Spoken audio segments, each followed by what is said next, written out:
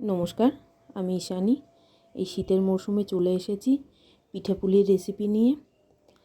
প্রথমে গোকুল পিঠে বানানোর জন্য প্রথমে চাচিকে ছোট ছোট চাকতি আকারে গড়িয়ে নিয়েছি।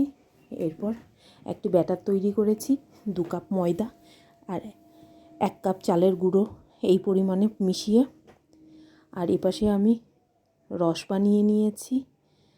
এখানে আমি 3 কাপ জল, 2 কাপ চিনি আর 1 কাপ খেজুরের গুড় দিয়েছি, আর 4-5টা এলাচ আর 2টো তেজপাতা। এরপর এপাশে তেল গরম করে ওই চাঁচির চাকতিগুলো দিয়ে ব্যাটারের মধ্যে চুবিয়ে ছোট ছোট করে পিঠের আকারে বানিয়ে নিয়েছি। এটাকে অনেকে তেলের পিঠেও বলে থাকে, তবে আমরা গোকুল পিঠে বলে থাকি এটাকে। খেতে খুব সুন্দর হয়। এভাবে একবার বাড়িতে বানিয়ে দেখবেন। যদি আমার রেসিপিটি ভালো লাগে তাহলে আপনারা কমেন্টে জানাবেন যে আপনাদের সামনে আরও আমি নতুন নতুন রেসিপি তুলে ধরতে পারি।